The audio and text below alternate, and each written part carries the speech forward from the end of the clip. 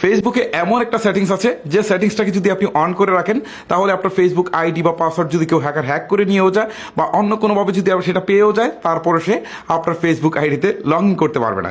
চলুন আপনাদেরকে প্রসেসটা দেখাই কীভাবে সেই সেটিংসটা অন করে রাখবেন। শুরুতেই আপনি আপনার ফেসবুকের অ্যাপে চলে আসবেন। অ্যাপে আসার পর উপরের দিকে থাকা আপনার প্রোফাইল পিকচারে একটা ক্লিক করবেন।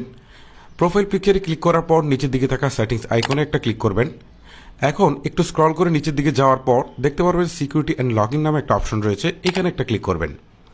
এখানে ক্লিক করার পর আপনি দেখতে পারবেন ইউজ টু ফ্যাক্টর অথেন্টিকেশন নামে একটা অপশন রয়েছে, সো এইখানে একটা ক্লিক করবেন। এখন এখান থেকে তিনটা অপশন দেখাবে, মাঝের অপশনটাতে আপনি টেক্সট মেসেজ এই অপশনটাকে আপনি সিলেক্ট করবেন। এবারে আপনি কন্টিনিউ বাটনে একটা প্রেস করে দিবেন।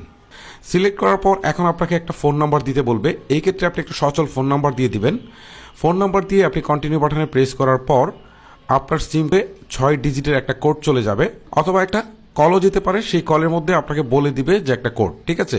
6 ডিজিটের এই কোডটা আপনি পাওয়ার পর এটা এখানে বসাবেন। বসানোর পর নিচের দিকে থাকা কন্টিনিউ বাটনে একটা প্রেস করে দিবেন। এখন দেখতে পাচ্ছেন এখান থেকে দেখাচ্ছে two factor authentication is on. Okay, তার মানে হচ্ছে আপনার টু ফ্যাক্টর অথেন্টিকেশনটা অন হয়ে গেছে। এখন নিচের দিকে থাকা ডান বাটনে ক্লিক করে বেরিয়ে চলে আসবেন। এখন যদি কেউ আপনার আইডি এবং পাসওয়ার্ড হ্যাক করে নিয়েও যায় অথবা চুরি করে নিয়েও যায়, তারপরেও সে আপনার অ্যাকাউন্টে প্রবেশ করতে পারবে না, কারণ প্রতিবার অ্যাকাউন্টে প্রবেশ করতে গেলে আপনার সিম কোডে একটা 6 ডিজিটের কোড আসবে। এই কোডটা যতক্ষণ না বসাতে পারবে ততক্ষণ কিন্তু কেউ আপনার অ্যাকাউন্টে প্রবেশ করতে পারবে না। তার মানে হচ্ছে আপনার অ্যাকাউন্টটা 100% সিকিউর।